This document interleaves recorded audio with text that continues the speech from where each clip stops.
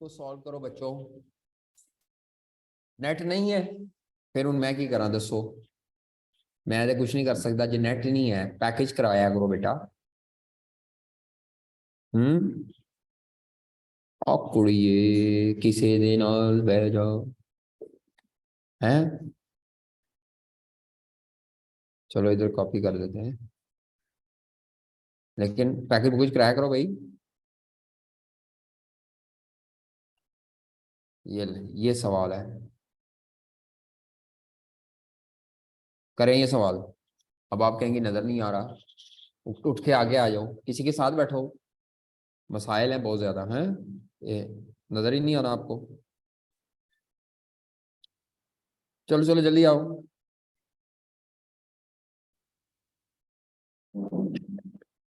करो ये सवाल दिया हुआ है।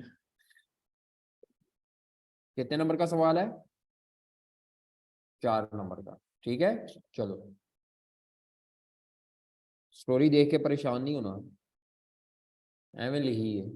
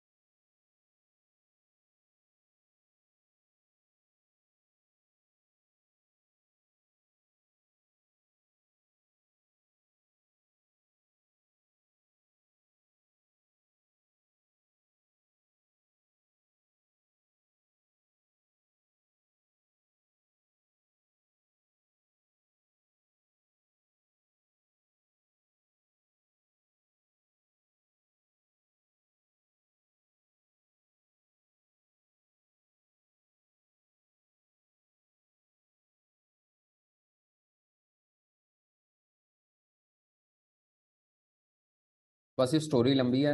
असल डाटा ये नीचे दिया हुआ है। ऊपर ये काम की चीज है ये मेन डाटा है। हम्म।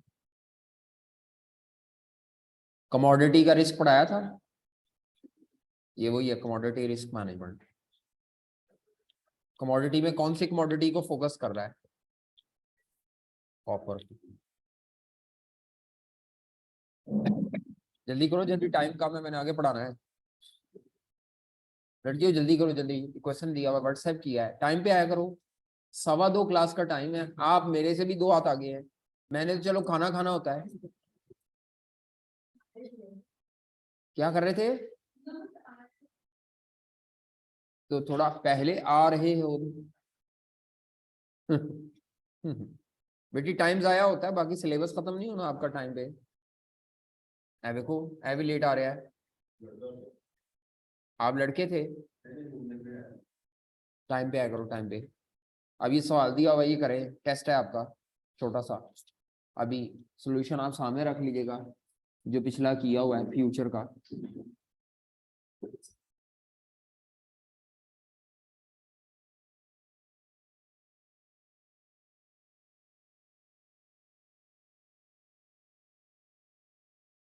व्हाट्सएप भी किया मैंने। अगर किसी को नजर ना आ रहा हो तो व्हाट्सएप पे देख लें क्वेश्चन।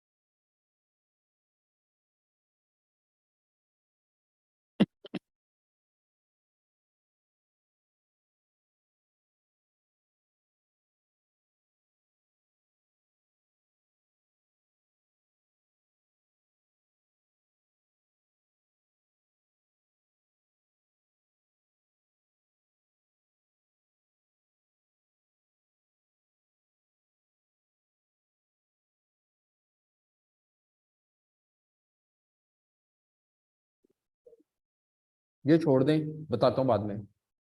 टिक साइज के बगैर नहीं, मैं इससे नहीं कराता टिक साइज से। टिक साइज छोड़ दें, टिक साइज नहीं आता आपको, मैंने बताया नहीं, मैं बता देता हूँ क्या होता है।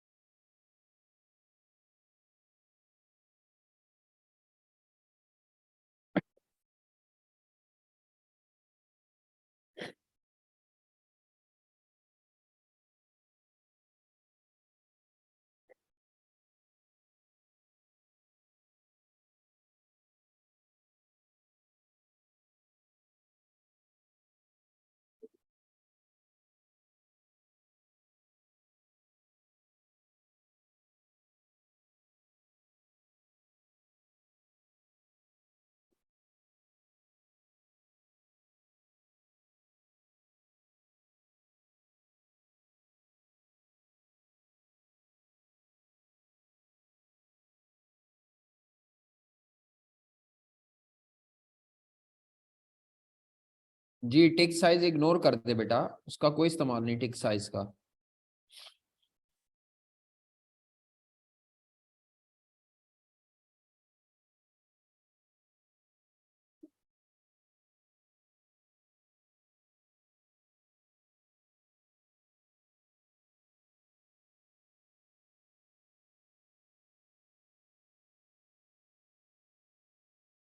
जो बच्चा कर ले वो बता दे।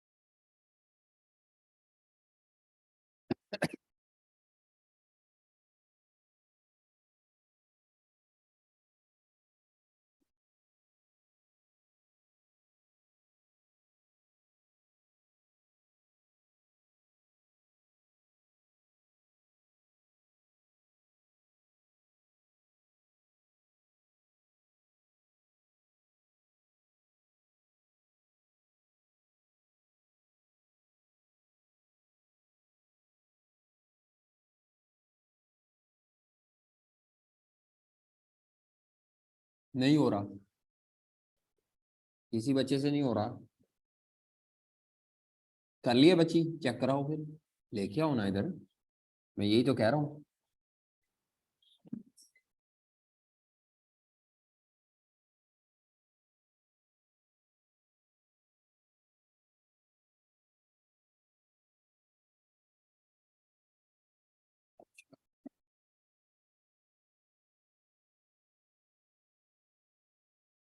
बारह कॉन्ट्रैक्ट बनते हैं।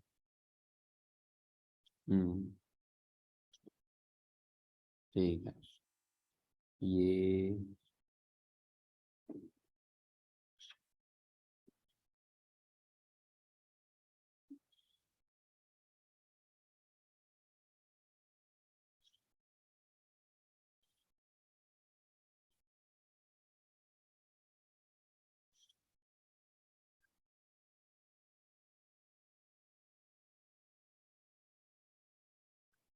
अल्लाह अल्लाह, सवाल के साथ जुल्म कर दिया आपने। पहले मुझे ये बताएं, सेलर है कि परचेजर है? कौन? सीएम के एबी? तो इधर आपने नीचे से रेवेन्यू लिखा है।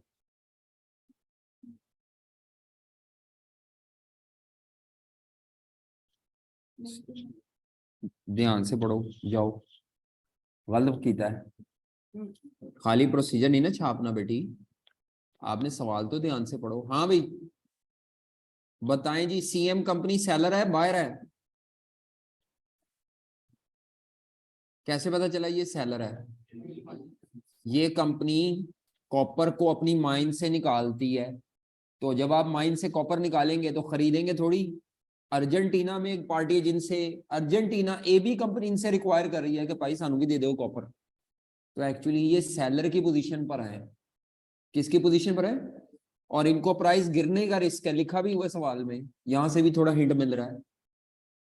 जी, ये पैराग्राफ आपने पढ़ा नहीं, ध्यान है। वो कहता है सीएम कंपनी किसी के साथ, एबी है उसके साथ निगोशिएट कर रही है। एबी को 3 लाख पाउंड, ये पाउंड वो वाला करेंसी पाउंड नहीं है, ये क्वांटिटी है पाउंड्स में। 3 लाख पाउंड कॉपर चाहिए उसको, एबी को। उनको चाहिए, वो आपसे खरीदने में इंटरेस्टेड है। हमारी माइंस चल रही है जहां से आयरन निकलता है, जहां से सिल्वर निकलता है, जहां से गोल्ड निकलता है। तो हम निकाल के उसको रखेंगे कि बेचेंगे? हम बेचेंगे। अब आपको सवाल पढ़ना नहीं आता तो फिर मुश्किल बन जाएंगे। तो ये सवाल सेलर के पॉइंट ऑफ व्यू से करना था। सीएम इज अ सेलर जी। आ जाए, आगे आ जाए, चेक करा दे। जिस बच्चे ने बायर के पॉइंट ऑफ व्यू से किया है वो गलत कर रहा है जी। CM is a seller. English नहीं पढ़नी आती, क्यूएम ओ क्यूएम कह रहा हूँ, F financial functional English exempt होगी तो कोई हाल नहीं। बैठ जाए, हाँ ठीक है। 12 कॉन्ट्रैक्ट हो गया, सही है। बाय हो गया, ठीक है। ये सेल की प्राइस है 52 कहां से आ गया? नहीं, ये जो प्राइस दी होती है ये पर कॉन्ट्रैक्ट होती है, बस इसी को लेके चलना होता है। ये सेल की प्राइस है, ये बाय की प्राइस है, माइनस करो। है एक ही करी जन, देखो प्राइसेस का डिफरेंस लेना इनटू नंबर ऑफ कॉन्ट्रैक्ट। घर जाके करते नहीं ना सवाल जो क्लास में की हूं, फिर इसीलिए इसी तरह करेंगे।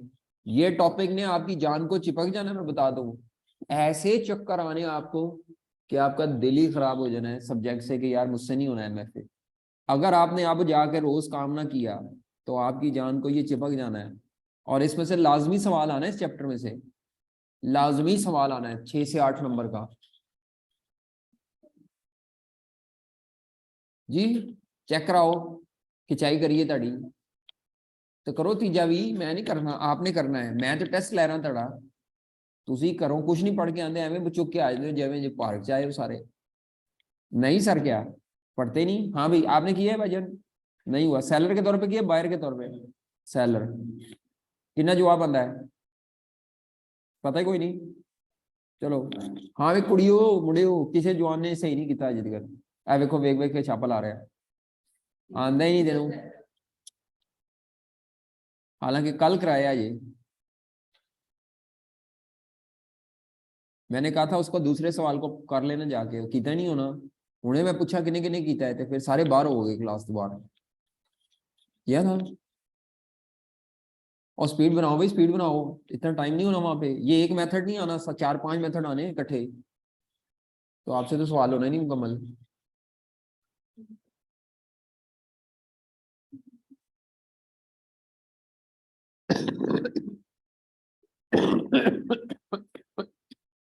और देखो आधा घंटा से जाया करता है लेक्चर का। आपसे भी नहीं हुआ?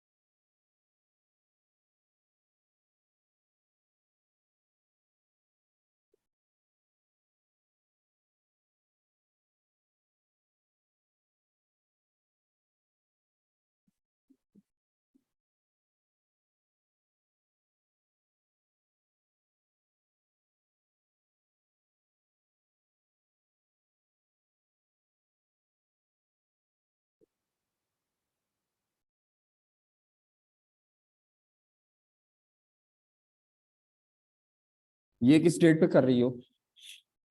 आज क्या डेट है? तो जून की प्राइस लो ना। दिसंबर में एक्सपायर होने वाला फ्यूचर आज कितने का है? फिर तो इसका मतलब है तुम दिसंबर की प्राइस ले रहे हो, तो दिसंबर में जाके क्या लोगी? उधर भी वही लोगी? माशाल्लाह। दिसंबर की प्राइस नहीं लेनी बेटी, ऊपर डेट लिखो। जो मुझे नहीं पता फ्यूचर की प्राइस क्या है, 4 पॉइंट कितनी है फ्यूचर की प्राइस आज, फ्यूचर्स कॉन्ट्रैक्ट की आज जून में फ्यूचर कॉन्ट्रैक्ट। हाँ ये लिखनी है, गलत है ये। डेटा उठाना। हाँ चंगा होया ना मैं करा लिया। तुसी यहाँ पे डेट लिखो एग्जैक्ट, दिसंबर। हम्म। जी बिल्कुल वही करना है, जो भी आंदा है, लॉस आंदा है, मुनाफा आंदा है। हाँ ये ठीक है, ते ए चेक कर लो की आंदा है। हाँ जी। जी जनाब। ये सवाल क्या था सुन लें जी। अब टाइम नहीं है और, तो आप गलत कर रहे हैं सब तकरीबन तकरीबन, तो सही भी कर रहे हैं, तो बहुत टाइम ले चुके हैं, आधा घंटा हम जाया कर चुके हैं। ये कंपनी है सीएम, जो कि कई तरह की अपनी माइंस हैं इनकी, वहां से मेटल्स निकालते हैं। और इस सवाल में जो मेटल है कॉपर के मुतालिक सवाल है ये माइन से मेटल्स निकाल निकाल के बेचते हैं, ठीक है। और उसने कहा जी कॉपर की प्राइस ओपन मार्केट में बहुत ज्यादा क्या करती है, इस पैराग्राफ में कहा हुआ था। अगले पैराग्राफ में वो कहता है ये एक कस्टमर है ए बी, उसके साथ निगोशिएट करने जा रहे हैं। वो कस्टमर को कितने पाउंड रिक्वायर्ड है कॉपर के? आज रिक्वायर्ड नहीं है, आज से 6 माह बाद रिक्वायर्ड है, 31 दिसंबर को। तो आज फिर इसका मतलब है 30 जून होगी। आज कौन सी डेट होगी? तो 30 जून वाले दिन आप हैजिंग करेंगे। लेकिन असल ट्रांजैक्शन जो सेल की होनी है, ए बी अर्जेंटीना की क्लाइंट है, ये कौन है पता नहीं, अकरम आइकम बिल्ड, तो उसको आपने बेचना है, ठीक है। कंपनी क्या चाह रही है कि कॉन्ट्रैक्ट की प्राइस को मार्केट रेट पे लाना चाह रही है, किसी तरह से दिसंबर के एंड पे किसी तरह से एक मार्केट रेट पे आ जाए। ये कंपनी का ऑब्जेक्टिव बताया हुआ है। ये मार्केट रेट से कम भी आ सकती है, ज्यादा भी हो सकती है, डिपेंड करेगा। तो डायरेक्टर मरियम गफूर है कोई, उसने कहा जी fall in the value of copper को मैं मैनेज करवा सकती हूँ आपका रिस्क। उसके लिए उसने ये आपको फ्यूचर्स कॉन्ट्रैक्ट को इस्तेमाल करने को कहा है। किसको इस्तेमाल करने को कहा है? फ्यूचर कॉन्ट्रैक्ट की जो प्राइसेस है ग्लोबल मार्केट में वो यूएसडी है पर पाउंड, यानी जैसे पर केजी पर लीटर होता है, वैसे कितने डॉलर में 1 पाउंड मिलता है ग्लोबल मार्केट में, तो ये 1 पाउंड की प्राइस है। और इस सवाल में प्राइस यूनिट रुपए नहीं है, प्राइस यूनिट क्या है? डॉलर है। तो कोई मसला नहीं, आप डॉलर में सवाल कर लें, हमें क्या मसला है। ग्लोबल मार्केट में प्राइसेस फ्लक्चुएट करती हैं कॉपर की। अच्छा, ये आज की डेट का डेटा है, और ये कौन सी डेट है? Date of sale. आज ओपन मार्केट में कॉपर बेचने जाएं तो 4.35 का बिकेगा, और दिसंबर में जब आती है तो वो 4.28 का बिकने की उम्मीद है, यानी प्राइस गिरने की उम्मीद है। तो फ्यूचर की प्राइस दी हुई है, ये दिसंबर में एक्सपायर होने वाले फ्यूचर की आज जून को प्राइस है। वो फ्यूचर जिसने कब एक्सपायर होना है, ये उसकी जून वाले दिन प्राइस है, और ये वो प्राइस है दिसंबर में एक्सपायर होने वाले फ्यूचर की दिसंबर में प्राइस, दिसंबर में एक्सपायर होने वाले फ्यूचर की दिसंबर में प्राइस, दिसंबर में एक्सपायर होने वाले फ्यूचर की आज की प्राइस। आज ये वाली प्राइस लेंगे, ओपन द पोजीशन में ये लेंगे, क्लोज द पोजीशन में ये पोजीशन में लेंगे, ठीक है। कॉन्ट्रैक्ट साइज कितने पाउंड का है? टिक साइज क्या होता है? फ्यूचर की प्राइस जो होती है ना, वो 4 डेसिमल पर दी हुई है, देखें कितने डेसिमल पर दी है, 4 डेसिमल पे दी है ना, 4 के बाद पॉइंट कितने हैं, 4 है। तो प्राइस बढ़ भी सकती है फ्यूचर की, और प्राइस, फ्यूचर की प्राइस में जो कम से कम मूवमेंट है प्राइस की, कम से छोटी मूवमेंट जो है उसको टिक साइज कहते हैं। टिक साइज का मतलब क्या होता है? अगर आपसे पूछे what is the definition of tick size, तो लिख लें, टिक साइज का मतलब होता है the smallest movement, the smallest movement in future price, the smallest movement in future price measured through tick size, the smallest movement in future price the smallest movement in future price, movement का मतलब ऊपर भी जा सकता है, और is known as is measured through tick size या expressed through tick size। मैं अब आपको समझाता हूं। मिसाल के तौर पर आज फ्यूचर की प्राइस कितनी दी हुई थी? 4 जब ये 4.3680 पे जाएगी, 0.0005, ये एक टिक मूव काउंट हुई है। ये जो मूवमेंट है ना, ये कितने टिक्स की है? अगर ये प्राइस 80 की बजाय आ जाती,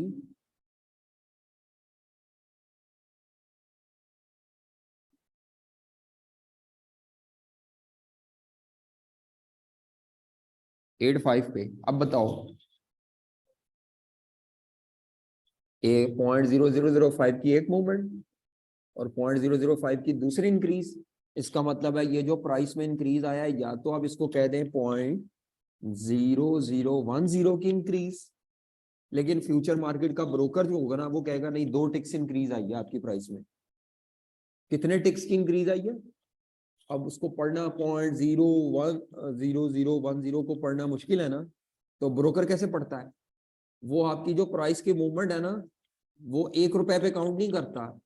वो प्राइस की मूवमेंट ₹1 पे काउंट नहीं करेगा, या $1 पे काउंट नहीं करेगा। वो आपकी मूवमेंट प्राइस की 0.0005 को इक्वल टू किसके कहेगा? 1 मूवमेंट 1 टिक। नहीं समझ आ रही? अगर मैं कह दूं हमारी ये प्राइस 90 है, बढ़ के 90 पे चली जाती है, आप मुझे बताओ, अगर मैं फ्रैक्शन में बताऊं तो प्राइस कितनी इंक्रीज की है? मेरा ख्याल है 0.0015 की प्राइस में इंक्रीज आया है। लेकिन but in terms of ticks बोलूं तो 0.005 की इंक्रीज 3 दफा आई है। ये फ्यूचर मार्केट में बोलने के लिए है कि कितने टिक्स की इंक्रीज आई है। तो सिंपल आप इसको डिवाइडेड बाय करो 0.0005 पे, तो पता चल जाएगा कितने टिक्स की इंक्रीज आई है। तो टिक क्या है? छोटी से छोटी मूवमेंट फ्यूचर प्राइस में, जो कि आपको ब्रोकर बता रहा है कि जनाब मैं रोजाना आपको 0.001 की प्राइस इंक्रीज डिक्रीज नहीं बताऊंगा, मैं रोजाना 0.0005 की इंक्रीज डिक्रीज के परस्पेक्टिव से बताऊंगा, और मैं लफ्ज बोलूंगा टिक्स, कि आज आपकी प्राइस में 500 टिक्स का इजाफा हुआ है। ऐसे ही बताएगा। इजाफा है तो कमी भी, कमी ऐसे भी तो हो सकता था कि ये प्राइस इधर होती 4.3665। अब मैं क्या कहूंगा? 2 टिक्स की कमी। नहीं समझ आ रही?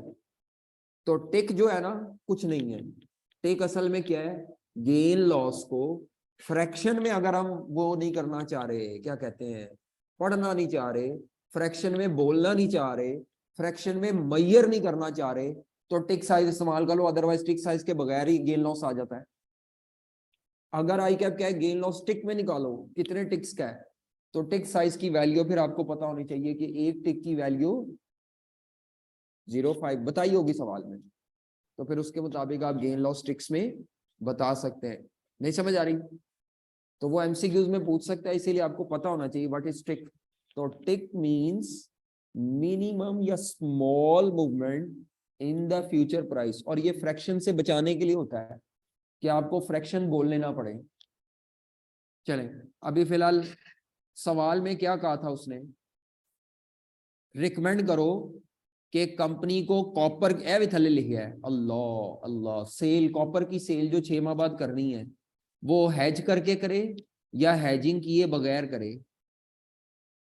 यानी सवाल 2 दफा हल करना था, बगैर हैजिंग के सेल करे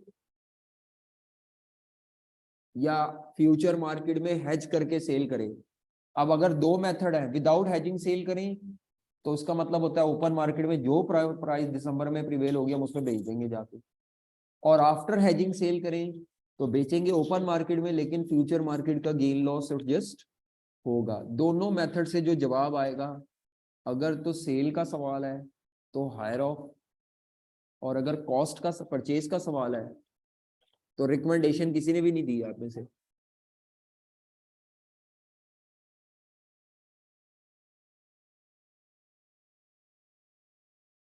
हाँ, इस क्या अप्लाई करेंगे?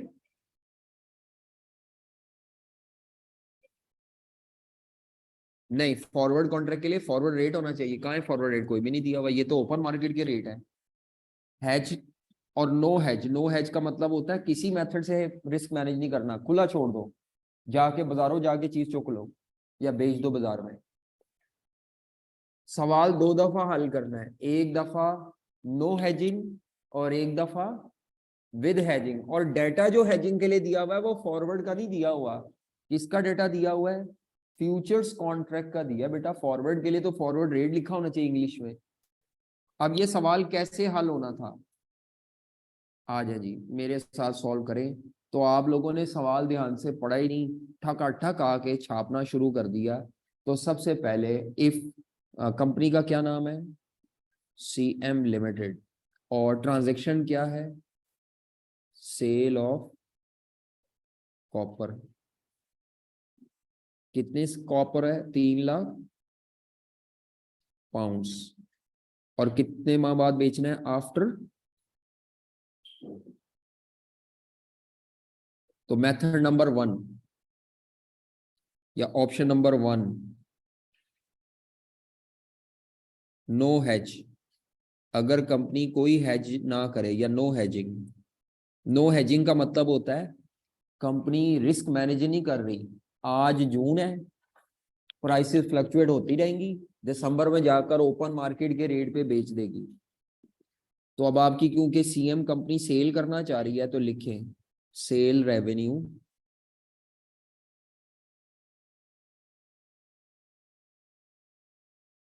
Of 3 lakh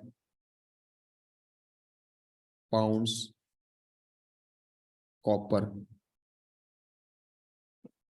eight open market rate.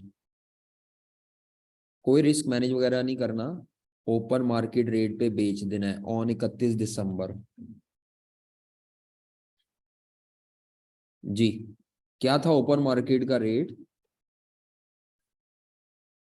Dollar में है ये 4 स्पॉट रेट ओपन मार्केट के 4.2835।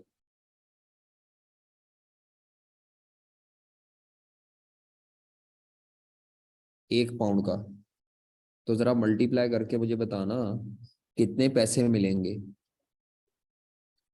12853, ये रिसीट होगी, ये एक आंसर है। अगर हमारी कंपनी रिस्क मैनेज ना करे तो ओपन मार्केट पे जाके 31 दिसंबर वाले दिन 3 लाख पाउंड कॉपर किसको बेचेंगे? एबी कंपनी को, आपका क्लाइंट है। और दूसरा मेथड अब आपका कौन सा है कि कंपनी फ्यूचर कॉन्ट्रैक्ट के थ्रू हैजिंग करे। कंपनी के पास ऑप्शन नंबर 2 क्या है कि कंपनी फ्यूचर्स कॉन्ट्रैक्ट के थ्रू हैजिंग करे।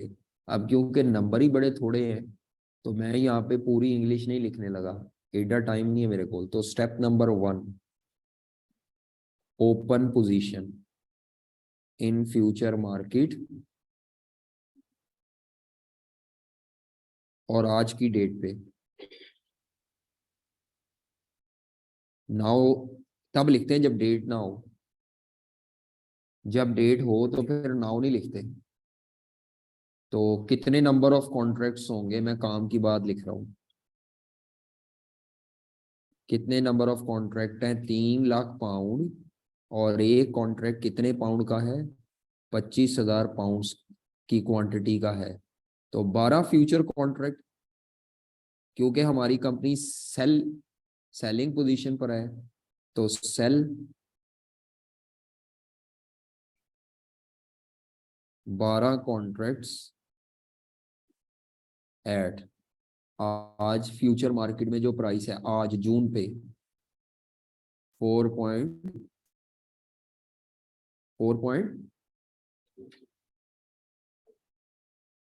पर पाउंड। बस इतना लिखूंगा पेपर में, टाइम नहीं होगा, बस नंबर मिल जाने मुझे। ठीक है। सेल क्यों लिखा है? सीएम कंपनी जिसके लिए आप रिस्क मैनेज कर रहे हैं वो सेलर की पोजीशन पर है, तो सेलर फ्यूचर मार्केट में सेल फ्यूचर से एंटर होता है। किससे एंटर होता है? अब दूसरे स्टेप में पोजीशन क्लोज करनी है।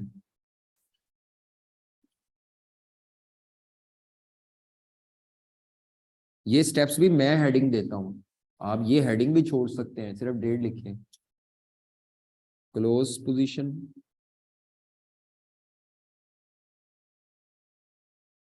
वो डेट ऑफ सेल जो 31 दिसंबर है। तो नंबर ऑफ कॉन्ट्रैक्ट दोबारा नहीं निकालने, सेल की जगह उल्टा लिखेंगे आप, बाय 12 कॉन्ट्रैक्ट्स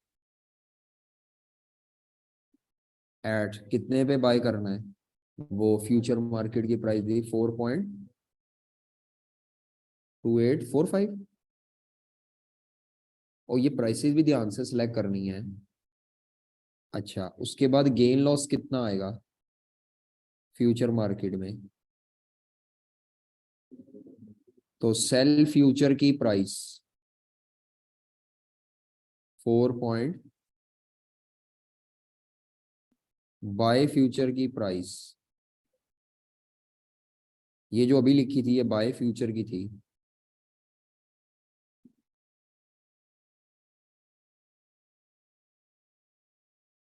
तो इंग्लिश लिखने के चक्कर में पड़े हुए थे, असल डेटा गलत गलत चुके हैं। तो गेन लॉस पर कॉन्ट्रैक्ट, मेरा ख्याल है गेन आ जाना है।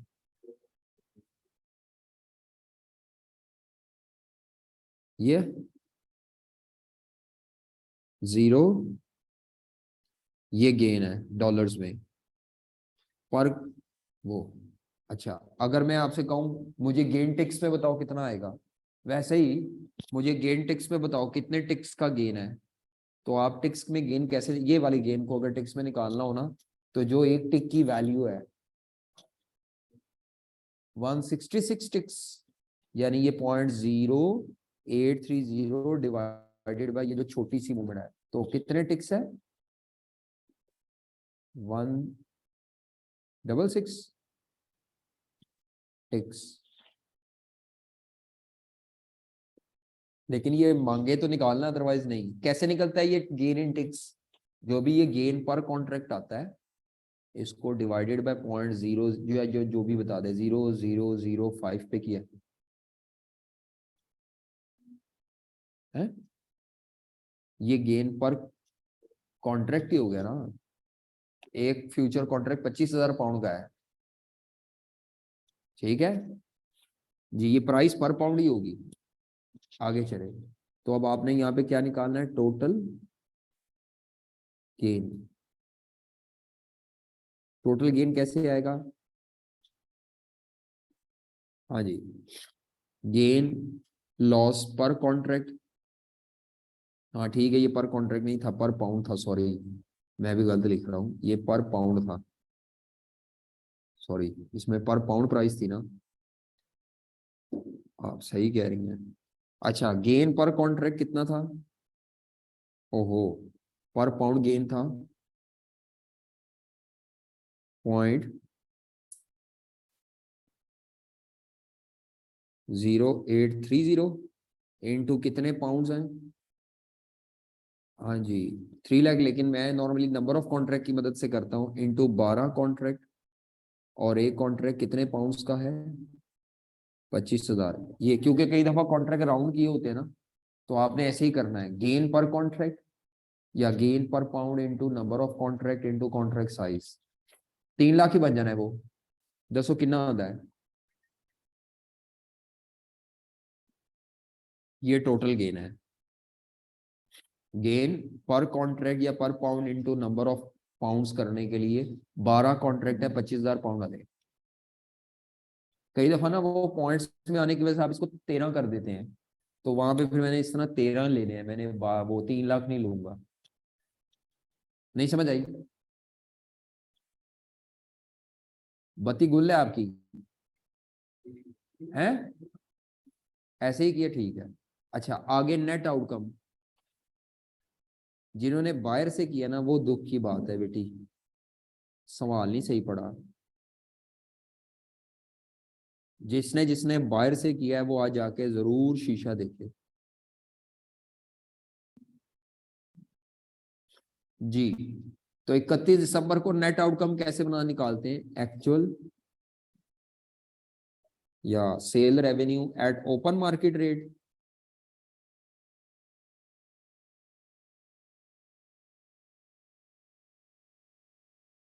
ओपन मार्केट रेट्स 31 दिसंबर वाले दिन, वो मैंने ऊपर निकाला हुआ ओपन मार्केट के रेट पे, एक 12.85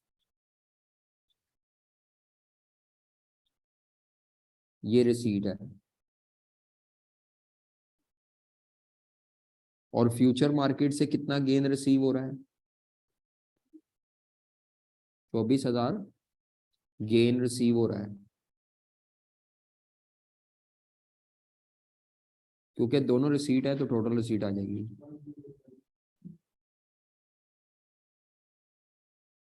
1, अब आपने देखना है ज्यादा रिसीट किस केस में है। अगर हम हैजिंग ना करते तो हमें इतने पैसे रिसीव होने थे, हैजिंग करने के बाद फ्यूचर मार्केट से पैसे बढ़ गए हैं, वो बढ़े किस वजह से हैं, ये जो गेन आया है उससे। तो आपने यहाँ पर रिकमेंड करना है कंपनी को,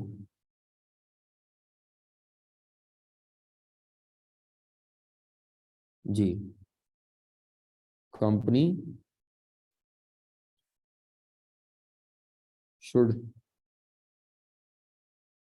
has fluctuations in copper price, या कॉपर, जो भी कॉपर है, ये जो भी मेटल है, मेरा ख्याल है कॉपर ही था, प्राइसेस थ्रू फ्यूचर्स, कंपनी को हैजिंग कर लेनी चाहिए, ये रिकमेंड करेंगे। आप इतना भी लिख सकते हैं, hedging is acceptable, hedging is recommended. नहीं समझ आई, मामा दी काल दी टेंशन पई है, सवाल दी टेंशन नहीं है, करो जी। मामा दी कॉल अटेंड नहीं करनी थी, किदी करनी, करो जी। जी पूछे,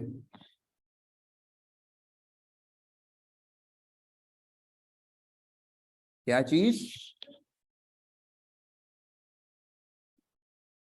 तो उसने आपको सवाल में दे दी ना एस्टिमेट करके, थोड़ी बहुत गलत होगी, सिग्निफिकेंट गलत तो नहीं होगी, हो जाएगा गलत। की कहते हो। और अगर आपको एक्चुअल भी दे दे वो प्राइस, एक्चुअल भी प्राइस दे दे, तो आपको तो सवाल उसने देना है बना के कि कल को इतने माह बाद इतनी एक्चुअल प्राइस थी। जी ठीक है, समझ आ गई है। कर लेना अब इसको, काम नहीं करते ना घर जाके, इसीलिए परेशान हो रहे हैं। किसी का कोई सवाल हो और? हाँ भी जवान हो गया, चलो आगे चलो। आज मैंने आपको अगला पढ़ाना है, वो अब मैंने इसीलिए देखा कि आपको ये भी आता है, ये सबसे आसान है। अगर आप इसमें घूम रहे हैं तो अभी आपको बड़े चक्कर आने हैं, फिर इसका मतलब है अभी चक्कर चढ़ने, अभी तो पार्टी शुरू हुई है। ठीक है, आ जाए।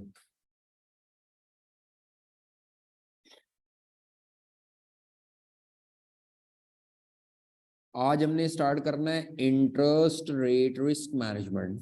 नोट्स छोड़ दे जरा।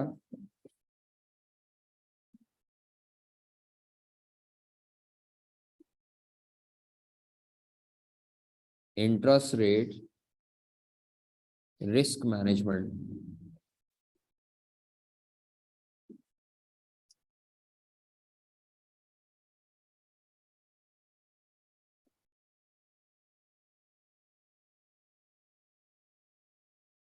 जी, इंटरेस्ट रेट रिस्क मैनेजमेंट।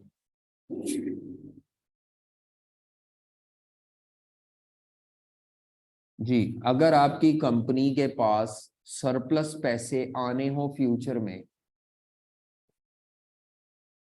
अगर आपकी कंपनी के पास क्या आने हो, सरप्लस पैसे फ्यूचर में आने हो, दोबारा सुन लें, अगर हमारी कंपनी के पास सरप्लस पैसे फ्यूचर में आने हो, तो आप उन पैसों को कहां कहां इन्वेस्ट कर सकते हैं, मुझे बताएं। जी आप बताएं।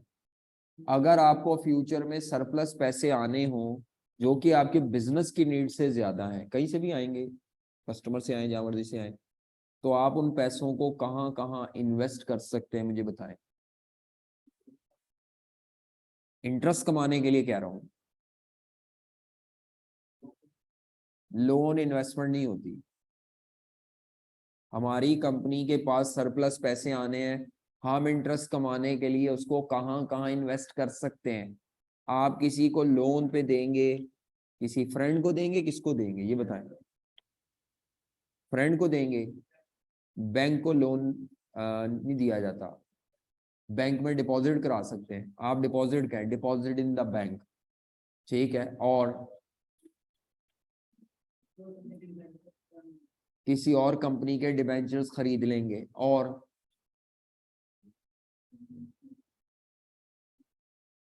कोई भी दसो यार, बस आपने इंटरेस्ट कमाना है उस इन्वेस्टमेंट पे। बैंक में पैसे जमा करा देंगे, तो वो बैंक में पैसे जमा कराने को कहते हैं डिपॉजिट बाय कर लेंगे, या डिबेंचर बाय कर लेंगे। और नहीं समझ आ रही? गवर्नमेंट से टी बिल्स बाय कर लोगे, treasury bills, commercial paper buy कर सकते हो। कोई भी money market instrument, certificate of deposits buy कर सकते हो। वो जो सोर्सेज ऑफ फाइनेंस में आपने पढ़े थे, जो कंपनी पैसा लेने के लिए इंस्ट्रूमेंट इस्तेमाल करती है, भाई ਤੁਹਾਡੇ ਕੋਲ पैसा लाना ऑप्शन नहीं।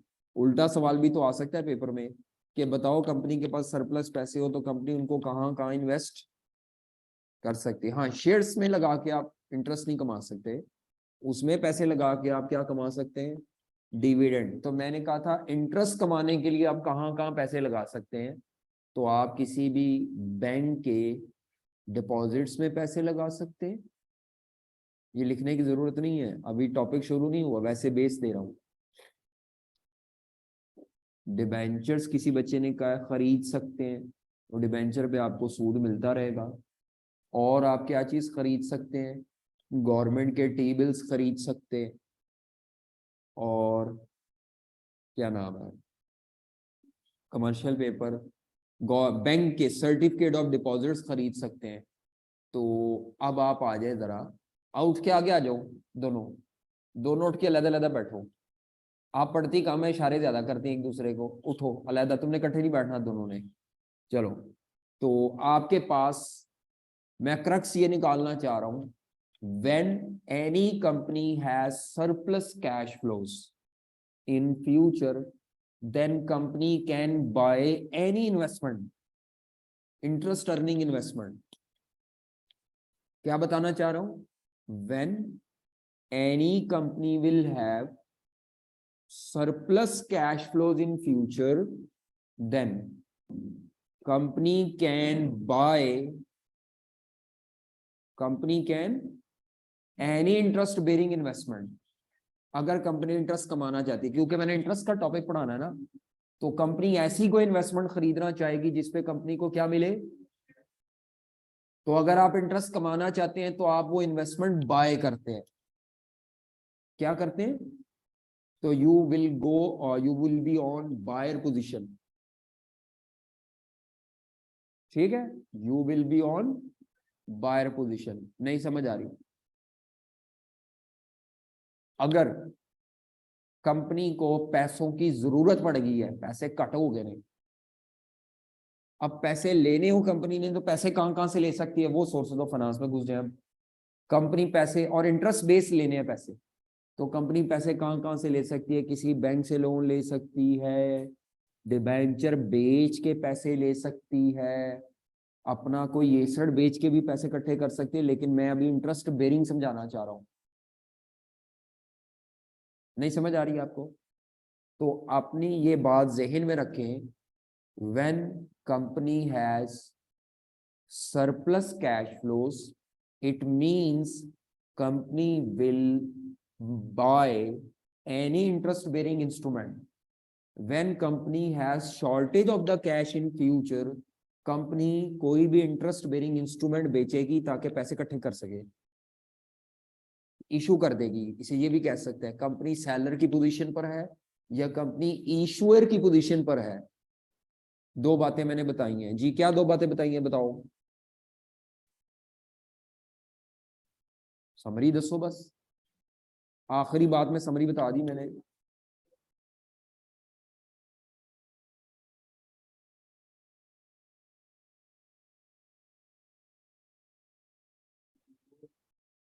कोई भी इंटरेस्ट बेरिंग इंस्ट्रूमेंट बाय कर ले बस, तो वो इंटरेस्ट कमा सकती है। ठीक है, when a company will have surplus cash flows in, go for buying the interest bearing instruments and you will receive the interest। लेकिन उसी वक्त नहीं मिलेगा, टाइम लगेगा मिलने में। ठीक है, अगर मैंने बैंक में भी पैसे रखवाए हैं ना, तो हर 6 माह बाद या साल बाद सूद मिलना है, जमा कराने वाले दिन ही सूद नहीं मिल जाना। और अगर कंपनी को पैसों की शॉर्टेज है, when a company has shortage of the cash in future, तो कंपनी पैसे इकट्ठे करने के लिए क्या करेगी, कोई ना कोई इंटरेस्ट बेरिंग इंस्ट्रूमेंट इशू करेगी या सेल करेगी। मैं इनडायरेक्टली आपको बताना क्या चाह रहा हूं, सरप्लस पे कैश फ्लोज है तो company will be buyer of the investment. Deficit of the cash flow है, कंपनी विल बी सेलर या issuer of the instrument. Loan भी आ जाता है, लोन लेना, बैंक से लोन लेना। जब आप बैंक से लोन लेते हैं तो आप बैंक को प्रॉमिस बेच रहे होते हैं, मैं तुम्हारी किस्तें भी दूंगा और मैं तुम्हें इंटरेस्ट भी दूंगा। हाँ, क्या चीज, वो प्रिंसिपल अमाउंट कितनी को है, मेरी मसला इंटरेस्ट का है। जी बताएं जी।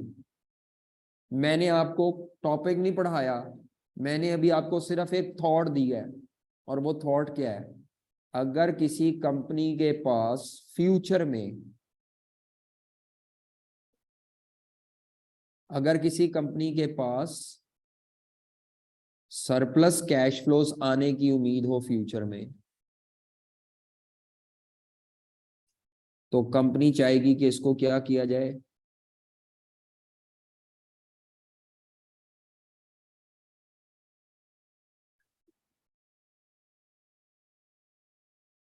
इनकम। अच्छा, बच्चे कहते हैं सर नहीं कंपनी इंटरेस्ट, कंपनी इसको कहीं और इस्तेमाल कर। ओ भाई, करना चाह रही है तो हम टॉपिक से बाहर चले जाएंगे। मैं टॉपिक इंटरेस्ट समझाना चाह रहा हूँ, इंटरेस्ट रेट।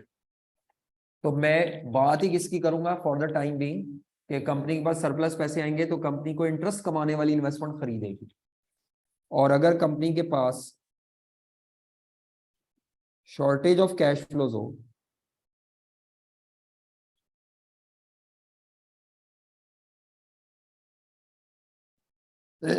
अगर कंपनी को लगता है अगले 2 साल, 3 साल, 5 साल, 6 माह, वैसे हम शॉर्ट टर्म पढ़ रहे हैं वैसे ही, कि हमें पैसों की शॉर्टेज होगी, तो कंपनी क्या करेगी? सेल या issue any instrument interest bearing, ताकि पैसे इकट्ठे हो जाएं।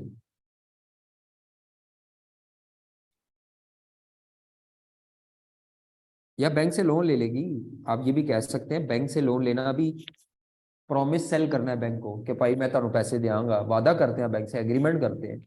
आप एग्रीमेंट बेच रहे होते हैं बैंक लोन में, अपना प्रॉमिस बेच रहे होते हैं कि मैं बैंक साहब, मैं नहीं हटूंगा अपनी बात से, मैं आपको हर 6 माह बाद किस्त भी दूंगा, या हर महीने किस्त भी दूंगा और साथ सूद भी दूंगा, है। हम्म। नहीं समझ आ रही? अब मेरा आपसे सवाल है, कमोडिटी को छोड़ देना अब आपने, या अलग टॉपिक सोचना है। अगर आप फ्यूचर में बाय करना चाहते हैं इन्वेस्टमेंट जिसपे आपको इंटरेस्ट मिलने की उम्मीद हो, या इंटरेस्ट लेने के लिए, तो इंटरेस्ट रेट का बढ़ना आपके लिए प्रॉब्लम है या कम होना? कमोडिटी से ना कहिए, कमोडिटी में प्राइसेस का बढ़ना प्रॉब्लम है, इंटरेस्ट रेट एक अलग टॉपिक है। अगर कंपनी फ्यूचर में सरप्लस कैश फ्लोज आने हो और कंपनी ने इंटरेस्ट कमाने के लिए कोई इन्वेस्टमेंट बाय करनी है, तो इंटरेस्ट रेट का गिरना प्रॉब्लम है कंपनी के लिए। और अगर इंटरेस्ट रेट बढ़ रहा है, तो वो तो कंपनी छलांगे लगाएगी। क्यों छलांगे लगाएगी? क्योंकि अगर इंटरेस्ट रेट बढ़ रहा है ना, तो लोन पे भी बढ़ रहा है और डिपॉजिट्स और इन्वेस्टमेंट्स पे भी बढ़ रहा है, तो वो तो बढ़ना प्रॉब्लम नहीं है। तो इस केस में फ्यूचर में जो इंटरेस्ट रेट का गिरना है, fall in interest rate will create financial risk. Fall in interest rate problematic है ऐसी कंपनी के लिए जो, जिसके पास, जिसको लगता है कि मेरे पास 6 माह बाद सरप्लस पैसे होंगे और मैं ठक इसको इन्वेस्ट करूंगा 6 माह बाद। उसको ये डर होता है, यार आज के मुकाबले में 6 माह बाद जब मैं पैसे जमा कराने जाऊं, तो इंटरेस्ट से थले ही ना चला जाए, साड़ी बारी आए थे काम खराब हो जाए। कंपनी को क्या डर होता है? इंटरेस्ट रेट फ्लक्चुएट करता है। क्या चीज फ्लक्चुएट करती है इकोनॉमी में? फ्लक्चुएट किस वजह से करता है? हर मुल्क की मॉनेटरी पॉलिसी होती है। हर मुल्क की क्या होती है? क्या होती है मॉनेटरी पॉलिसी? कोई बताए, दूसरी पढ़ के आए हो। हर मुल्क की एक मॉनेटरी पॉलिसी होती है। क्या होती है मॉनेटरी पॉलिसी?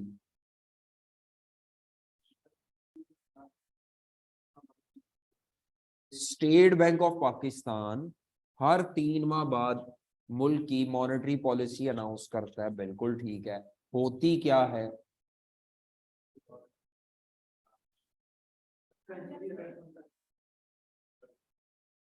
कैसे करता है वो? ओह, सब नहीं जी, बताइए जी, आप बोलने लगी हैं।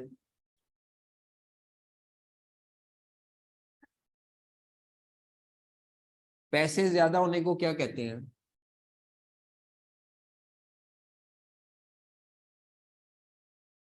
इकोनॉमिक्स जिन्होंने एग्जामिशन ली है, उनको तो बिल्कुल ही कुछ नहीं पता, लेकिन जो ये बोल रहे हैं ये सही बता रहे हैं। हर मुल्क में इन्फ्लेशन रेट होता है। इन्फ्लेशन रेट कहते हैं प्राइसेस के बढ़ने को। इन्फ्लेशन रेट को अगर कंट्रोल करना हो, और भी बहुत से काम है मॉनेटरी पॉलिसी के, लेकिन प्राइमरीली मॉनेटरी पॉलिसी किसी भी मुल्क में मनी सप्लाई को कंट्रोल करने के लिए होती है, कि लोगों के हाथ में ज्यादा करेंसी नोट होने चाहिए या लोगों के हाथों से निकल के बैंकों में आ जाए। तो स्टेट बैंक मनी सप्लाई को कंट्रोल करता है, जिससे अल्टीमेटली इन्फ्लेशन रेट कंट्रोल होता है। मनी सप्लाई लोगों के हाथ में ज्यादा जाएगी, तो मैं, मेरे हाथ में जहाँ लाख आना था वहां 4 लाख आ गया है, तो मैं महंगी से महंगी चीज की तरफ जाऊंगा। मनी सप्लाई जितनी कम होगी, मेरे हाथ में पैसे कम होंगे, मैं कहूँगा अच्छा चलो अगले महीने देखूंगा, अगले महीने जाके फिर वे याद दो इन्वेस्ट कर दो, कमा लिए।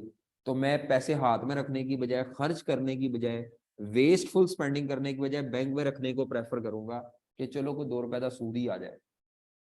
तो किसी भी कंट्री में मनी सप्लाई को कंट्रोल किया जाता है इंटरेस्ट रेट को बढ़ा के कम करके। मनी सप्लाई को कंट्रोल करने से क्या होता है, इंटरेस्ट रेट बढ़ाने कम करने से, अगर इकोनॉमी में इंटरेस्ट रेट बढ़ा दिया जाए तो जिन लोगों ने अपने हाथ में पैसे रखे थे वो धड़ाधड़ बैंकों में जमा कराना शुरू कर देते, पाइन सूद खाइए। और जिन्होंने कर्जा लेना था वो रुक जाते ने, वो कहते ने भाई लोन महंगा हो गया, गड्डी लेनी सी ठहर जाओ, इंटरेस्ट रेट बड़ा होते चला गया। लोन लेने वाले लोन, और जिन्होंने बैंक को इन्वेस्ट करना था वो धड़ाधड़ करना शुरू कर देते हैं इंटरेस्ट रेट के बढ़ने से।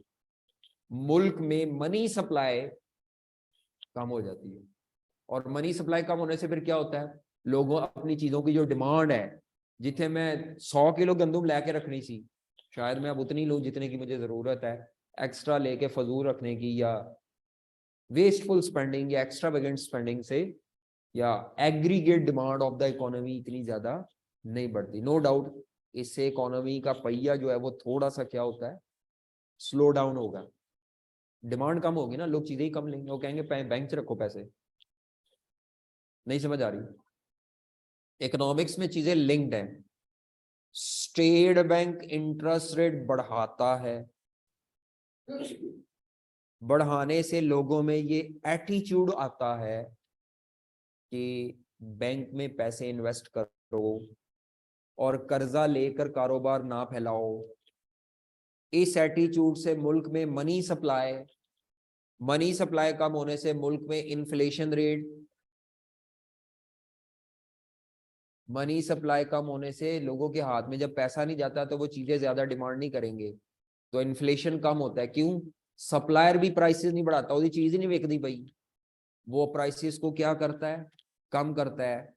जो ग्राहक आ रहे थे वो भी नहीं आते, अब वो कहते हैं ठहर जो अगली दफा खरीदेंगे गड्डी, पैसे बैंक में रखो सूद कमाओ। नहीं समझ आ रही? तो ये मॉनेटरी पॉलिसी होती है जिसकी वजह से हर 3 माह बाद या हर 6 माह बाद आपके इंटरेस्ट रेट क्या करते हैं, फ्लक्चुएट करते हैं। इंटरेस्ट रेट फ्लक्चुएट करने का मतलब पाकिस्तान में काइबोर फ्लक्चुएट करता है। काइबोर क्या होता है? Karachi inter bank offer rate.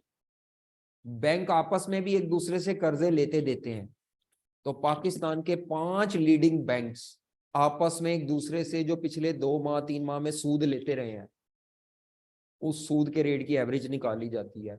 वो सूद का एवरेज रेट जो होता है 5 लीडिंग बैंक का, जिसमें नेशनल बैंक भी है, HBL भी है, बड़े बड़े बैंक्स, उनके एवरेज सूद रेट को कहा जाता है काइबोर। ये कौन डिटरमिन करता है काइबोर? State Bank. हर रोज अनाउंस होता है ये। 3 मंथ काइबोर का मतलब होता है कि पिछले 3 माह में जो बैंक थे 5 लीडिंग, उन्होंने आपस में 3 माह की बोरिंग लैंडिंग पे क्या एवरेज इंटरेस्ट रेट चार्ज किया है, या फ्यूचर के 3 माह भी कर लेते हैं कई लोग अंदाजन है कि वो चार्ज क्या करेंगे। और 6 माह काइबोर होता है, 6 माह की बोरिंग लैंडिंग पे। 1 साल का काइबोर भी होता है, 1 साल की बोरिंग लैंडिंग पे। समझ आ रही है? मंथली काइबोर भी होता है, वो जो गाड़ी आप लीज पे लेके आते हैं उसमें जो किस्त पे सूद होता है, वो सूद कैलकुलेट होता है मंथली काइबोर।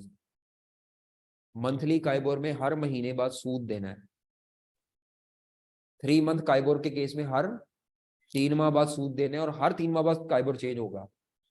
6 मंथ काइबोर क्या होता है कि स्टेट बैंक हर 6 माह बाद उसको चेंज करता है, और जिसने भी 6 मंथ काइबोर वाले लोन पे लिया हुआ है वो 6 माह बाद उसका इंटरेस्ट चेंज होगा। ये आपका और बैंक के एग्रीमेंट पे है कि आपने इंटरेस्ट कितने अर्से बाद देना है। नहीं समझ आ रही? बात मैंने कहाँ से शुरू की थी, बात तो लंबी हो गई कि इंटरेस्ट रेट इकोनॉमी में क्यों फ्लक्चुएट करता है। तो याद रखें, किसी भी मुल्क में इकोनॉमी की ग्रोथ को कंट्रोल करने, मनी सप्लाई को कंट्रोल करने ताकि इन्फ्लेशन रेट कंट्रोल हो सके, अनएम्प्लॉयमेंट कंट्रोल हो सके, इंटरेस्ट रेट को कम किया जाता है। इंटरेस्ट रेट के कम होने से क्या होता है, जिन्होंने कारोबार शुरू करना था धड़ाधड़ कारोबार शुरू करते हैं, मुल्क में नए बिजनेसेस बढ़ते हैं, नए बिजनेसेस के बढ़ने से एम्प्लॉयमेंट अपॉर्चुनिटीज बढ़ती हैं, जिसका मतलब है अनएम्प्लॉयमेंट इन द इकोनॉमी। ये है एक एक्शन लेने के कई रिएक्शंस पैदा होते हैं इकोनॉमी में। चीजें आपस में इस तरह जुड़ी होती हैं। तो इकोनॉमिक्स बड़ा इंटरेस्टिंग सब्जेक्ट है। अगर आप उसको, ये जो मैं बता रहा हूँ इसको बोलते हैं मैक्रो इकोनॉमिक्स, यानी कोई एक एक्शन लेने से पूरे मुल्क की इकोनॉमी हिलती है। एक होता है एक इदारे पे इम्पैक्ट आता है, उसको कहते हैं माइक्रो इकोनॉमिक। माइक्रो हमारा फोकस नहीं है, हमारा फोकस कौन सा है? Macro economic. तो याद रखें, किसी भी इदारे के पास सरप्लस कैश फ्लोज हो तो उसने फ्यूचर में इन्वेस्टमेंट बाय करनी हो तो उसको इंटरेस्ट रेट के बढ़ने का रिस्क नहीं है, इंटरेस्ट रेट के फ्यूचर में गिरने का रिस्क है। और जिस इदारे के पास पैसों की शॉर्टेज हो, वो सेलर है मसलन इंस्ट्रूमेंट्स का, उसने इंटरेस्ट पे करना है, तो सेलर को या इंटरेस्ट पे करने वाली पार्टी को, सेलर को क्या डर होता है कि यार जब हम लोन लेने जाएं तो ऐसा ना हो कि ओपन मार्केट में जो काइबोर का रेट है या जो इंटरेस्ट रेट है वो एकदम शूट अप कर जाए। इस इंटरेस्ट रेट के साथ काइबोर लिख लीजिएगा, दोनों के साथ। ये जो मैं सादा जबान में इंटरेस्ट रेट बोलता हूँ इसका मतलब काइबोर ही होता है। पाकिस्तान में काइबोर है, यूके में लाइबोर है, London inter bank offer rate. अगर आई कैप के किसी भी सवाल में लाइबोर लिखा हुआ नजर आ जाए किताब में, तो वो एसीसी का सवाल छापा हुआ है। तो आपने परेशान, LIBOR means KIBOR in the Pakistan, LIBOR is the London rate in UK. ठीक है, तो क्या ये आपको याद रह जाएगा? सरप्लस कैश फ्लोज हो तो बायर है यहाँ पे इन्वेस्टमेंट के, इंटरेस्ट रेट कम होने का रिस्क है। और अगर आप सेलर हैं, इंटरेस्ट रेट बढ़ने का रिस्क है। ठीक है, अच्छा, हम जो टॉपिक पढ़ रहे हैं ये long term interest rate risk नहीं है। याद रखिएगा, हम जो पढ़ रहे हैं ये लोन 3 माह 6 माह के लोन है, लिख लें यहाँ पे। Short term interest rate risk हमने पढ़ना है, शॉर्ट टर्म बोरिंग्स के लिए है, शॉर्ट टर्म इन्वेस्टमेंट्स या शॉर्ट टर्म बोरिंग्स।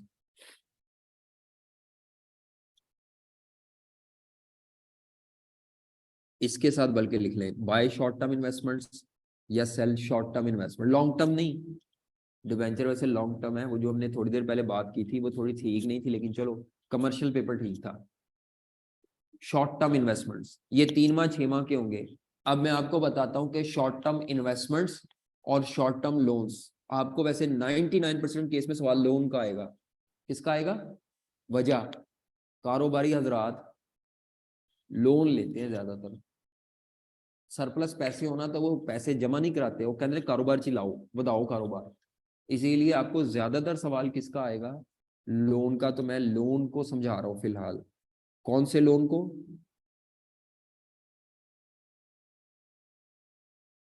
ये जरा समझ लीजिएगा आप। 5 मिनट है मेरे पास, ये बात बड़ी जरूरी है समझाने की कि रिस्क कब से कब तक है।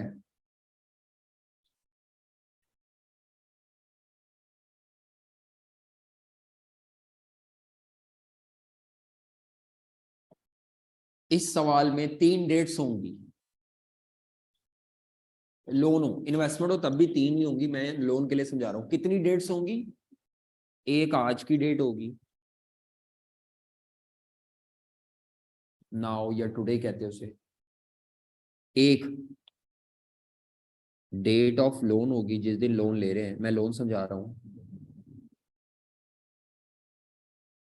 डेट ऑफ लोन, मिसाल के तौर पर आज से 3 माह बाद आपने लोन लेना है। आज से कितने माह बाद लोन लेना है? तो ये आज की डेट जो भी है, आज की डेट, और डेट ऑफ लोन आज से कितने माह बाद है। उसके बाद ये लोन लॉन्ग टर्म नहीं होना, छोटा सा लोन होना है, 2 माह 6 माह 4 माह।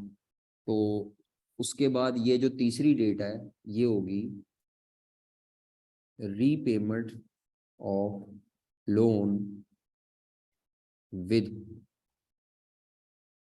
Interest cost. यानी लोन किस्तों में अदा नहीं होना, एक ही झटके में लोन भी वापस, क्योंकि शॉर्ट टर्म है, और इंटरेस्ट भी वापस। इंटरेस्ट वापस के इंटरेस्ट दे देंगे। आपको पता है जब छोटा लोन हो, छोटे अरसे का हो, तो जिस दिन लोन वापस किया जाता है उसके साथ ही क्या दे दिया जाता है? इंटरेस्ट दे दिया जाता है।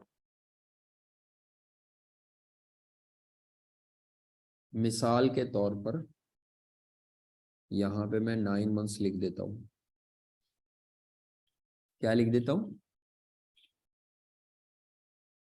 इसका मतलब ये होता है आज से 3 माह बाद लोन लेना है और आज से 9 माह बाद लोन वापस करना है। इसको ऐसे पढ़ते हैं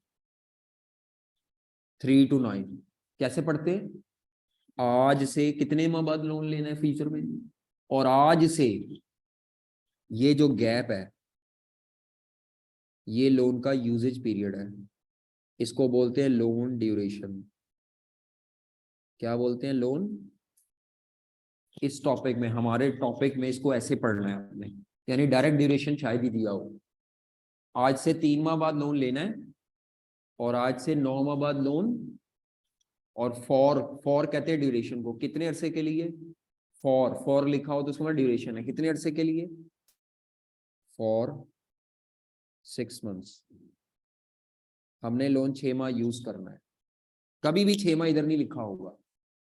ये 3 और 9 का जो गैप है वो ड्यूरेशन है। बताएं, समझ आ गया? पढ़ते कैसे है? आज से कितने माह बाद लोन लेना है, आज से कितने माह बाद वापस करना है, तो यूज कितने अरसे करना है, 6 मंथ।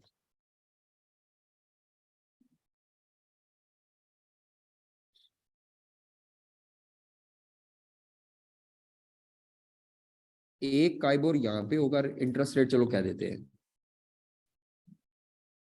इंटरेस्ट रेट यहाँ पे होगा,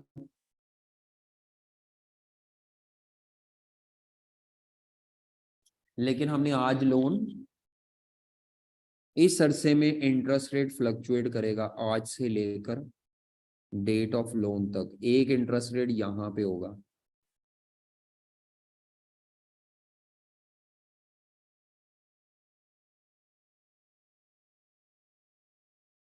जिस दिन हम लोन लेते हैं शॉर्ट टर्म लोन्स पे, जिस दिन हम लोन लेते हैं उस दिन जो इंटरेस्ट रेट होता है डेट ऑफ द लोन पे, वो आपका लॉक हो जाता है। हमारे लिए कौन सी डेट पे रेट ऑफ इंटरेस्ट लॉक हो जाएगा? 9 माह बाद नहीं, जिस दिन आप लोन लेते हैं उस दिन रेट ऑफ इंटरेस्ट ऐसे शॉर्ट टर्म लोन पे आपके लिए काइबोर लॉक हो जाता है। यानी आपका आज मिसाल के तौर पर इंटरेस्ट रेट है 9%, जब आप लोन लेने जाते हैं तब कितने परसेंट होता है? इसका मतलब पता है क्या है? आज नहीं इंटरेस्ट देना, बैंक ने आपको कहा जी आप जब आएंगे ना वापस करने लोन, तो उस वक्त आप हमें इंटरेस्ट देंगे किस रेट पर, 10% पर।